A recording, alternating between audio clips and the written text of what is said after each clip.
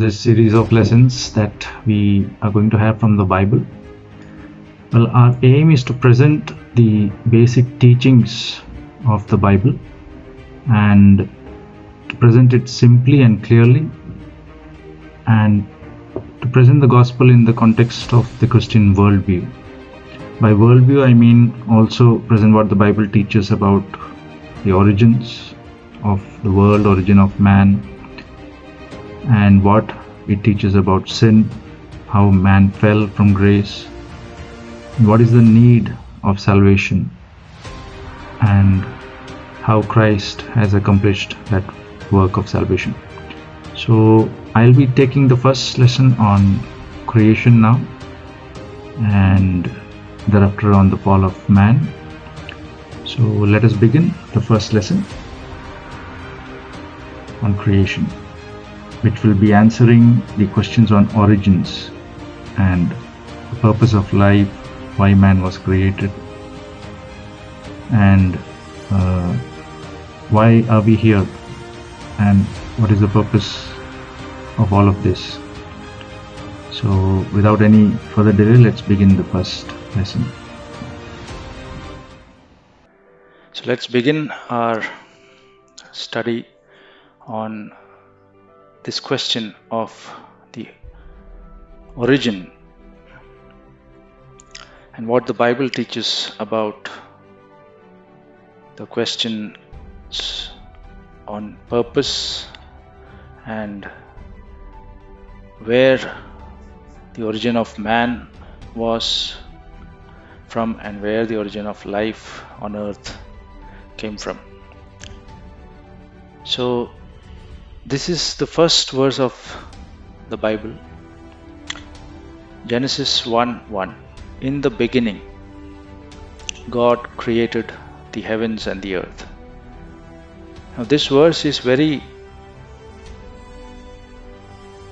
famous even among the people who do not believe, who are atheists, and almost everybody recognizes this verse because it is one of the most famous verses in the Bible. And in this small verse, we see that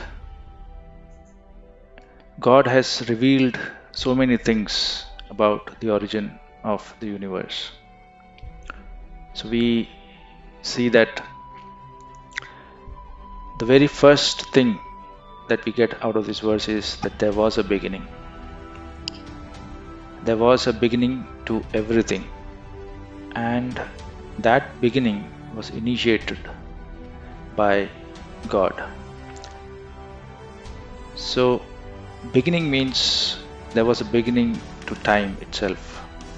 There was a time, we can say there was a time when there was no time itself, and there was no space, there was no matter. यानी कि ये सब कुछ भी नहीं था. जब कुछ भी नहीं था तब प्रभु परमेश्वर थे. God was there in the beginning, and He is the cause behind all of reality that we see today. He is the reason, the first uncaused cause. Because the scientists of this world would like to explain everything by saying that there is a cause behind it. There is a natural process that can explain how all of these things came about. But every natural process, as you keep going back, it will come back to the first cause. First question will always be there, that who initiated it in the beginning? What was the first thing that caused it? And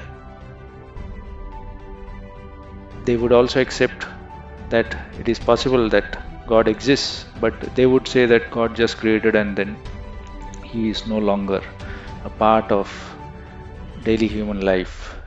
That is the doctrine of deism, which says that God just caused the initial thing and then He left it all.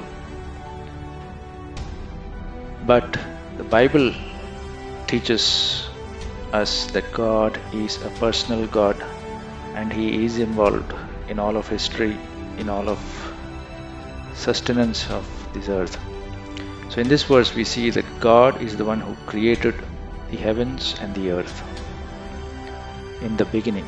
So here we see the beginning of time, the beginning of space. When it says God created the heavens, heavens denote all of space, and the earth is everything that we can see and touch.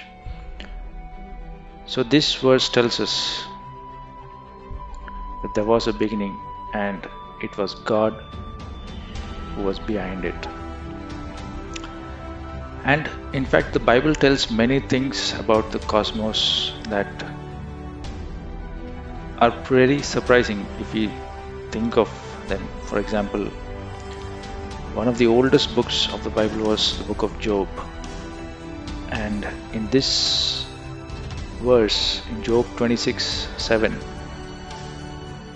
he tells about the fact that the earth hangs upon nothing. The second part of the verse, he says that the Lord hangs the earth upon nothing. And this is a fact. Now we easily understand it, but to people of that time, it would not have made sense. In fact, just 300 or 400 years back, the very fact that the earth rotates around the sun was considered a heresy. And Galileo, when he proposed this, that it's the earth that goes around the sun, the then church leaders, they themselves considered that as a heresy. But it is a fact that the earth is free floating in space. And in this beautiful verse, we see two facts of the cosmos. The first part of it, in fact, there are many verses in the Bible which talk about the Lord stretching the heavens. And in Isaiah, it's not just one person, it's in multiple books. In Psalm 104, in Isaiah 40, in many books, it talks about the Lord stretching out the heavens.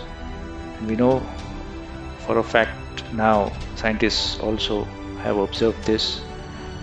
Now this has come out that the entire space or the entire universe itself is expanding, and that it is being stretched out. So, two facts about the cosmos that Job has written in one of the oldest books of the Bible. Anyways, so we will come back now to the Genesis account. Genesis chapter 1 verse 2. It says, "The earth was without form and void." यानी कि पृथ्वी, there was no form and pura khali, and darkness was on the face of the deep. Face of the deep means it was all just the ocean. There was no land mass, there was no life, there was no light. Only thing that was there was darkness. And this is a description of the surface of the earth. There is no life, there is no land, there is no plant or animal life, nothing. It is in this situation that God begins the 6 days of creation. And day 1, the first thing God created was light. And we see that God spoke, "Let there be light," and there was light. In the previous verse we read the surface of the earth, it was all dark, and the Spirit of God was hovering over the waters. And then God said, "Let there be light," and this light was separated from the darkness. He called the light day, and the darkness he called night. And there was evening and morning. This was the first day. So light has appeared on the surface of the earth on day 1. The second day, God created a firmament between the waters to separate water from water. A firmament it can be said as an expanse. Hindi में बोला है कि एक अंतर बनाया, उसके नीचे के जल और ऊपर के जल को अलग अलग करने के लिए. So there was a expanse, a separation of water from water. Now there have been many theories about what this refers to, what is this water that was above and water that is below. The water that is below is understood to be the seas, the oceans, but the safest explanation or understanding would be that this is referring to the atmosphere, and the water above is referring to the waters in the atmosphere, that is the clouds, and the beginning of the water cycle. There have been other theories as well which talk about there could have been a certain canopy of water, and that was a long time later it came down onto the surface of the earth when the flood happened. But those are speculations, although they are interesting speculations, which can be used to explain how the people used to live in a different environment before the flood, and they used to live for very long lives as well. But the safest explanation that we can have directly is that this was an expanse which separated the water from water. And then the third day, we read that land appeared, because God said, "Let the waters be gathered together into one place, and let the dry land appear." And he called the dry land earth, यानी कि भूमि, मिट्टी, और जो समुद्र है, that he called the waters. And it was good. परमेश्वर ने देखा कि ये अच्छा है, और परमेश्वर ने कहा कि पृथ्वी से हरी घास तथा बीज वाले छोटे छोटे पेड़ और फलदायी वृक्ष, यानी कि ऑल प्लांट लाइफ, ग्रास और बीज वाले छोटे छोटे पेड़ और फलदायी वृक्ष जिनके बीज उन्हीं में एक ही जाति के अनुसार होते हैं. That is, according to their kind, their seed will contain the information about their kind, and they would produce that same kind of trees and fruits. And this happened. This was on day 3. Now observe that everything that is required for plant life to grow,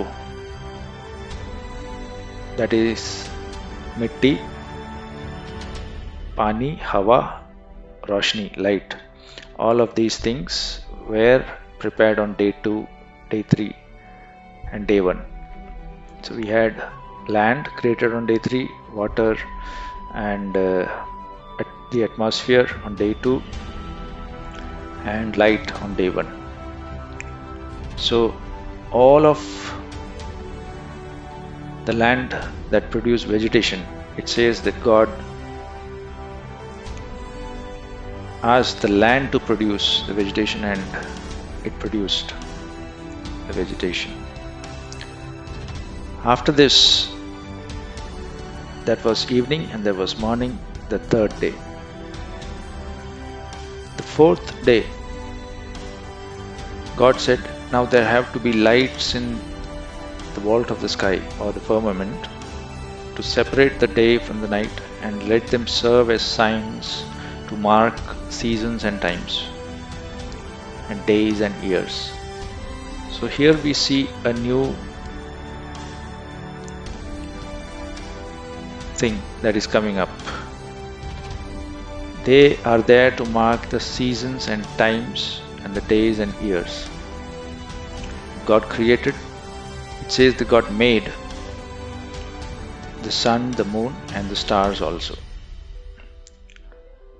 Okay, so two lights were there to govern the day and to mark the seasons and the times and years. Now we know the year that we have is having a direct relationship to the sun, and the lunar month, the month is calculated as per the moon. And for years we have used the stars to tell us the direction, the North Star to tell the direction of north, and it helped in navigation. And these are the things that these astronomical bodies have been created for, to mark the signs and the times, and to mark the days and the years. चिन्हों के लिए और नियमित समयों के लिए, वर्षों के लिए, ये God has created. This was on day 4. Then on day 5, God said, let the waters teem with living creatures. Okay, and let birds fly across the earth. So water life, ocean life, was the first kind of animal life that came on earth, and the birds along with them. So observe one thing,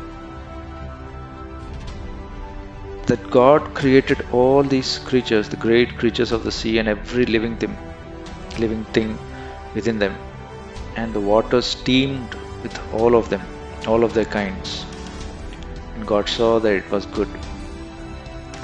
Now observe that these animals, many of these animals, they are migratory. Birds and the fish in the sea, they observe the seasons, the times. When it is summer, they move en masse at some place, and when it's winter, they move to a different place. So they know their patterns according to the season.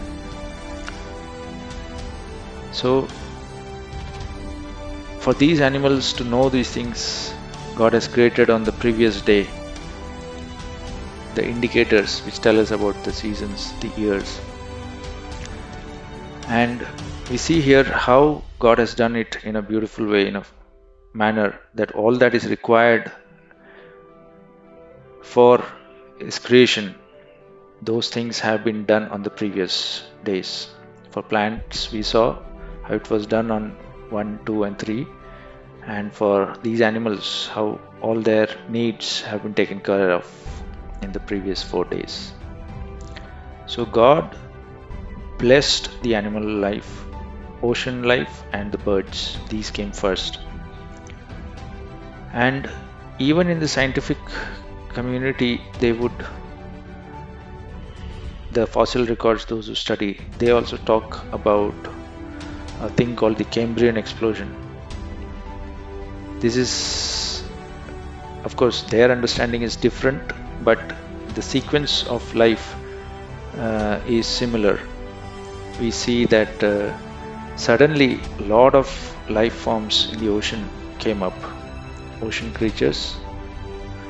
Suddenly they come up in the fossil record, and there is no explanation how come suddenly so many life forms appeared on Earth. So we know that God is the one who created the ocean life and the birds on day 5. According to the Bible, this is the origin, and when it says God created, it was a new creation. Then on day 6, God created all the land animals.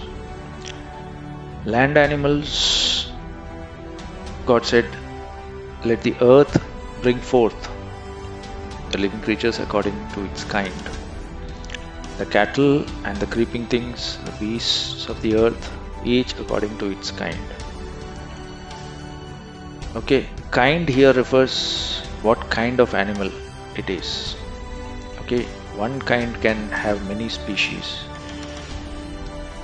And it was so. And the earth brought forth all the land animals. Now notice that man was also created on day 6. He is also created the same day as the animals. Okay, but there's a difference in the creation of man compared to the creation of animals. Animals, God just told. He spoke and the earth brought forth the animals. But when it comes to man, God said, "Let us make man in our image, according to our likeness, and let them have dominion over the fish of the sea, over the birds of the air, over all the cattle, over all the earth, and over every creeping thing that creeps on the earth. Let us make man in our image." So here we come to what is called the crown of creation. So everything God has created, He just spoke it and it came to be. And when He comes to man, He made man, He fashioned him with His own hands. And we read that God breathed into man His breath and he became a living soul. And the verse in Genesis, it says that God created humankind, or mankind, in His image, in the likeness of God. The word created is bara, which is referring to a creation that is something which is totally new, creation from nothing. It's the same word used in the first verse of Genesis when it says, in the beginning God created the heavens and the earth. There also it was a creation ex nihilo, that is, a creation from nothing. And here it says that God created humankind, and the word is bara. So we know that man is a special creation. He's not just an animal. What was new about man? It was not his body, because the body was not created ex nihilo. The body was created, just fashioned out of the earth's mud, the dust of the earth's crust. And God breathed into him. And what was new creation in him was that he also had a spirit. Man was a spiritual being. He was not just flesh and blood. He was a spiritual being. And by a spiritual being, I mean he was a person who had a mind, who had morality, who had consciousness. A person has all of these attributes or characteristics. एक mind यानी कि मस्तिष्क, the ability to think or to know, to be conscious of things. Even though these terms are very philosophical and even now it is very difficult to define what consciousness really is. But these are the things which we know that a person must have. Morality, that is नैतिकता, हिंदी में बोलते हैं कि क्या सही है क्या गलत है, इसके बारे में पता होना. What is right, what is wrong. Having that sense, being conscious of that. These are things which animals don't think about. But men, we think about these things. And there is a sense in which we yearn for this relationship with God. And that is why God has created man for. And God is not just some force that is out there that brought together all these things of creation and then just left it. According to the Bible, God is a person. He is a personal God. He has a mind. He has this ability to connect with us in terms of morality, in terms of what should be done, what should not be done. And He has given the purpose of man is to be related in a relationship with God. See, if we look at the animals that were created, even they, when they have a relationship with man, their life becomes different. For example, if you take a dog, a wild dog living in the jungle, and a tame dog, a dog that has a relationship with a man, how their behavior would be different. A dog, it's said that if we can observe that a dog will even put its life in danger if it sees that his master or the child of his master is in some kind of danger. अगर अपने मालिक का अगर बच्चा है, छोटा बच्चा, और कोई और जानवर उसके पास आया, तो वो कुत्ता अपनी जान की परवाह बिना किए वो अपने मालिक को बचाने की कोशिश करेगा. That's how loyal a dog is. Cows, horses, all these animals, when they have a relationship with a human being, their life also elevates to a different level. It becomes more purposeful. So in the same manner, if a man, when humankind we look at, when that man has a relationship with God, that is when the true purpose of that man's life is achieved. Unless there is this relationship with God, there is no purpose for which that man is living on this earth. If you ask any atheist or what is the purpose of life, the clear answer according to their worldview is there is no purpose to life. Life is, and you just come, you live your life and you go, you die. Just like animals do, animals come, live, die. There is no eternity concept there. It is a purposeless life. But God, we know that God has made man to have a relationship with Him. And then we read in the scripture that the seventh day God ended His work which He had done, and He rested on the seventh day from all His work which He had done. And He blessed the seventh day and sanctified it, because in it He rested from all the work which God had created and made. So the seventh day was a day of rest for God, and He ended all His work of creation and all that He had made. And notice one thing, that all the other 6 days we read that there was evening and morning, and that was the 6th day. But that particular phrase doesn't come for the 7th day. It just says that He rested on the 7th day from all His work. So all of creating work that God was doing, He rested from that. And Augustine observed this, and he made this thing when he said that we are still in the 7th day of God. But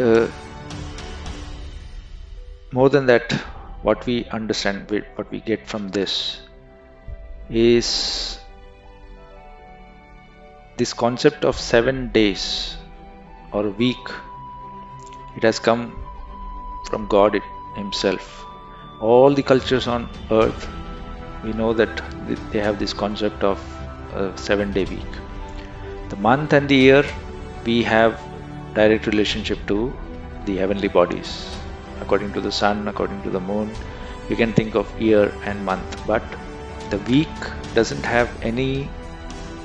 We don't know why there are 7 days in a week, and Scripture tells us that this was the pattern that God Himself gave. It is a work unit, 7 days. In all of our work, we enter our time cards in our offices. We enter for 7 days. It's called a week, and weekend, the day of rest. This is also a gift given by God. It is as per His design. 6 days of work and 1 day of rest. And He has given us this pattern. Then we read that God placed Adam in a garden, and it says that it was God's garden, and He placed Adam there to take care of that garden. It's called the Garden of Eden.